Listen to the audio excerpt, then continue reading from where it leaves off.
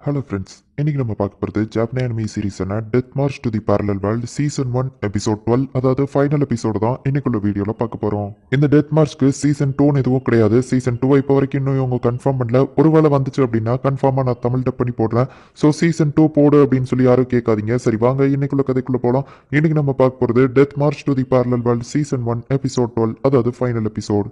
300 portion சாயங்காலத்துக்குள்ள வந்தாகணும் அப்படின்னு நம்ம சொல்லியிருப்போம். ஆனால் இவங்க கிட்ட மேஜிக் பாட்டில் இல்லை. சாயங்காலத்துக்குள்ள 150 பாட்டில் செய்ய வாய்ப்பே இல்லை. உனக்கு எதுவும் பிரச்சனையா அப்படின்னு சொல்லி அந்த கடைக்கார் கேட்காரு. நம்ம ஹீரோவும் ஆமான்னு சொல்லுவோம். பிரச்சனையில இருக்கிறவங்கள என்னைக்கும் நான் கைவிட மாட்டேன், உள்ள வாங்க அப்படின்னு அவர் சொல்றாரு. சரி, நம்ம ஹீரோவும் ஹாப்பி ஆயிட்டு இப்போ 2 டீமா பிரிக்கிறான். ஒரு டீம் வந்து அந்த போர்ஷனை ரெடி பண்ணுவாங்க, இன்னொரு டீம் வந்துட்டு இந்த மேஜிக் பாட்டில ரெடி பண்ண ஹெல்ப் பண்ணுவாங்க. சரி வாங்க அப்படின்னு சொல்லிட்டு நம்ம ஹீரோ இப்போ போயிட்டு அந்த மேஜிக் பாட்டில செய்ய ஆரம்பிக்கிறான். பார்த்தா மத்த எல்லாருமே வந்துட்டு ஒழுங்காவே செய்யாம தப்பு தப்பா செஞ்சுட்டு இருக்காங்க. ஹே சாட்டோ, உண்மையிலே நீ இப்பதான் ஃபர்ஸ்ட் டைம் செய்றியா அப்படின்னு அந்த கடைக்கார் கேட்காரு. ஏன்னா நம்ம ஹீரோ பெர்ஃபெக்டா செஞ்சிருக்கான். ஆனா இதுக்கு ஆயிரத்துக்கே 5 நாள் ஆகுமே அப்படின்னு அவர் சொல்றாரு. அப்பதான் நம்ம ஹீரோ வந்துட்டு இதை ஈரமா இருக்கிறது காய வைக்கிறதுக்கு புதுசா ஒரு மேஜிக்கை ரெடி பண்றான். உடனே மியாவும் வந்துட்டு அந்த மேஜிக்கை யூஸ் பண்ணி அந்த பாட்டில காய வைக்க ட்ரை பண்றா. அதுவும் கரெக்டா காஞ்சிருது. அந்த கடைக்காரர் இதை பார்த்து ஆச்சரியப்படுதாரு. சரி ஓகே, அப்போ வேலையை ஆரம்பிக்கலாம் அப்படின்னு சொல்லிட்டு இவங்க எல்லாருமே இப்போ ஃபாஸ்டா பாட்டில்ஸ் எல்லாரையும் செய்ய ஆரம்பிக்கிறாங்க. இப்போ இவங்க பாட்டில் ரெடி பண்ணவும் மியா வந்துட்டு அதை அவ்வளோத்தையுமே காய வைக்கிறா. இப்போ அந்த பாட்டில் அவ்வளவோ ஸ்ட்ராங்கா இருக்கிறதுக்கு அதை மொத்தமா ஒரு இடத்துல வச்சு ஹீட் பண்ணணும். அதுக்காக ரெடி பண்ணிட்டு இருக்காங்க. இங்க இன்னொரு டீம் வந்துட்டு போர்ஷனை ரெடி பண்ணிட்டு இருக்காங்க. இப்போ அந்த பாட்டில் ஸ்ட்ராங் ஆகுறதுக்காக ஹை டெம்பரேச்சர் ஹீட்ல வைக்கணும். அதுக்காக வச்சுட்டு இவங்க வெயிட் பண்றாங்க.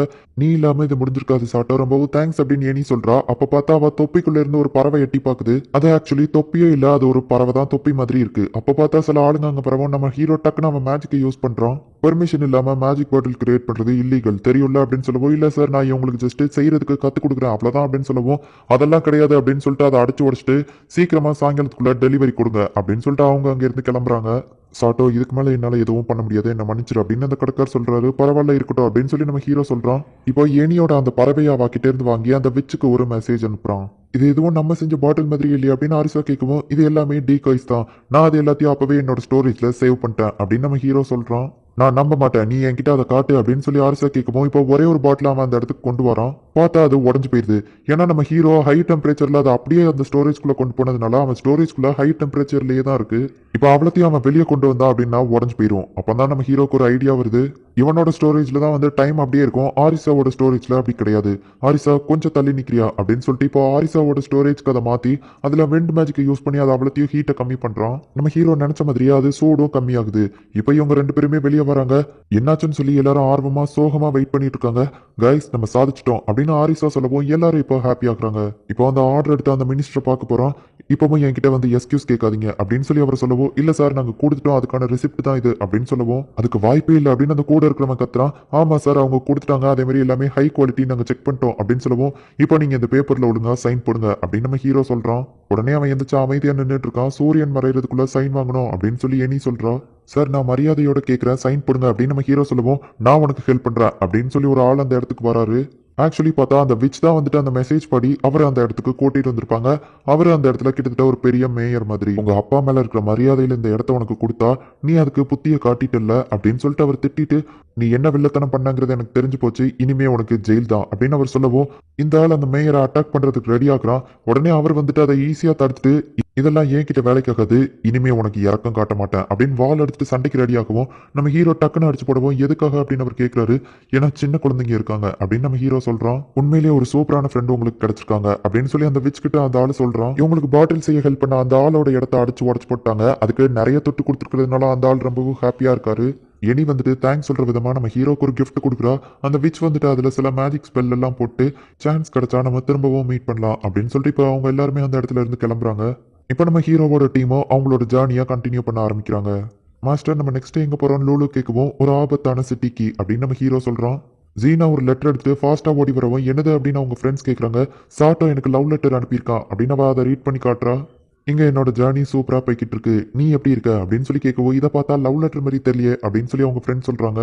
என்னோட ஜேர்னி நான் எதிர்பார்த்ததை விட ரொம்ப அதிக நாட்கள் போய்கிட்டு இருக்கு அப்படின்னு சொல்லி நம்ம ஹீரோ சொல்றான். இப்போ அவங்க எல்லாரும் போற வழியில உட்காந்து சாப்பிட்டுட்டு இருக்காங்க.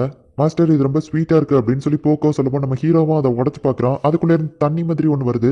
உண்மையிலேயே அது ரொம்ப டேஸ்டா இருக்கு. இது உண்மையிலேயே டேஸ்டா இருக்கு, நீங்களும் சாப்பிடுங்க அப்படின்னு நம்ம ஹீரோ சொல்லுவோம். நம்ம ஹீரோ கையில இருக்கிறத போயிட்டு அவங்க சாப்பிட்டுட்டு இருக்காங்க. உடனே ஆரிசா கடுப்பாய் இந்தாங்க தொடச்சுக்கோங்கன்னு அவளும் அதே மாதிரி சாப்பிட பார்க்கவும், தேவன்னா இதுல இருந்து டைரக்டா சாப்பிடு அப்படின்னு நம்ம ஹீரோ திட்டுறான். டெய்லியும் வண்டியில டிராவல் பண்றது ரொம்பவுமே டயர்டா இருக்கு அப்படின்னு சொல்லி அந்த லெட்டர்ல நம்ம ஹீரோ எழுதியிருக்கான். இப்போ போச்சி வந்துட்டு தூங்குறதுக்காக ஒரு கதை சொல்லுங்க அப்படின்னு சொல்லி ஒரு புக்கை கொடுக்குறா. நம்ம ஹீரோவும் அந்த கதையை ரீட் பண்றான். ஒரு 8 கடவுள்கள் இருந்தாங்க. கடவுள்னா யாரு அப்படின்னு போச்சி கேட்கவும், கதையை மட்டும் ஒழுங்கா கேளு அப்படின்னு சொல்லிட்டு நம்ம ஹீரோ சொல்ல ஆரம்பிக்கிறான். அந்த 8 கடவுள்லயும் மத்த 7 கடவுளுக்கும் முன்னாடியே கிரியேட் ஆனது ஒரு டிராகன் காட் தான். 9வதா ஒரு டீமன் காட் இருந்தாரு. ஆனா அவர் எல்லா கடவுள்கள் கூடயும் சண்டை மட்டுமே போட்டுட்டு மக்கள் எல்லாரையும் அடிமையாக்க ட்ரை பண்ணாரு. ஹியூமன்ஸ் வந்துட்டு அவங்களுக்கு ஹீரோயினா இருக்கிற ஒரு காட் கிட்ட போய் ஹெல்ப் கேட்டாங்க. அவங்க மற்ற காட் கிட்ட ஹெல்ப் கேட்டோம். அவங்க யாருமே பண்ணாததுனால அவங்களுக்கு ஒரு ஆப்ஷன் இல்லாம அந்த டிராகன் கிட்ட போயிட்டு ஹெல்ப் கேட்டாங்க. அந்த டிராகன் அவங்களுக்கு ஹெல்ப் பண்ண மாட்டேன்னு சொல்லிச்சு. ஆனா பதிலுக்கு ஒரு ஹீரோவை சமன் பண்ற சர்க்கிளை அவங்களுக்கு கத்து கொடுத்துச்சு. அந்த ஹீரோவால அந்த டீமன் லார்ட தோக்கடிக்க முடியும் அப்படின்னு அவன் கதை சொல்லிட்டு இருக்கும்போதே மத்த எல்லாரும் தூங்கிடுறாங்க. நான் திரும்ப உன்னை எப்ப பாப்பணும்னு ஆர்வமா காத்துட்டு இருக்கேன் ஜீனா அப்படின்னு நம்ம ஹீரோ அந்த லெட்டர்ல எழுதியிருக்கான். நானும் உன்னை மீட் பண்ண காத்துக்கிட்டு இருக்கேன் அப்படின்னு சொல்லி ஜீனாவோ சொல்றா. இங்க நம்ம ஹீரோ மேல எல்லா கேர்ள்ஸுமே படுத்து தூங்கிட்டு இருக்காங்க. இதை பார்த்த ஆரிசா என்னையும் கூப்பிட்டுருக்கலாம்ல அப்படின்னு சொல்லி திட்டிட்டு இருக்கா. ஐயோ நான் என்னோட ஃபேஸை கூட இன்னும் வாஷ் பண்ணலையே அப்படின்னு சொல்லி லூலு வெக்கப்படவும், இதுலயும் நீ கியூட்டா தான் இருக்க அப்படின்னு நம்ம ஹீரோ சொல்லவும் அவன் இன்னும் வெக்கப்படுறா. இது கடைசி எபிசோட் அப்படிங்கிறதுனால ஒரு பாட்டை போட்டு விட்டுருந்தாங்க. இப்படியே ஒரு ஹாப்பியான எண்டிங்கோடையே இந்த சீசன் 1 முடியுது. சீசன் 2 இன்னும் வரல. அது வந்தா கண்டிப்பா நான் போடுறேன். சீசன் 2 போடுங்க அப்படின்னு சொல்லி யாரும் தயவு செஞ்சு கமெண்ட்ல கேட்காதீங்க. அண்ட் நீங்க கேட்க போற கேள்வி என்ன அப்படிங்கிறது எனக்கு தெரியும். இந்த அனிமையில நம்ம ஹீரோக்கு ஓவரா பவர் இருந்துமே அதை அவன் கரெக்டா யூஸ் பண்ண மாதிரி தெரியல. ஸோ நெக்ஸ்ட் அனிமையில நம்ம ஹீரோக்கு ஓவர் பவர் இருக்கும். அவன் அதை கரெக்டா யூஸ் பண்ற மாதிரியான ஒரு அனிமைவை தான் நெக்ஸ்ட் அனிமைவா நான் போட போறேன். கண்டிப்பா அது உங்களுக்கு பிடிச்சிருக்கும்னு நான் நினைக்கிறேன். ஸோ மிஸ் பண்ணாம பார்த்து என்ஜாய் பண்ணுங்க. தேங்க்யூ ஃபார் வாட்சிங். Bye guys. இன்னொரு புது அனிமையில ஃபர்ஸ்ட் எபிசோட்ல மீட் பண்ணலாம்.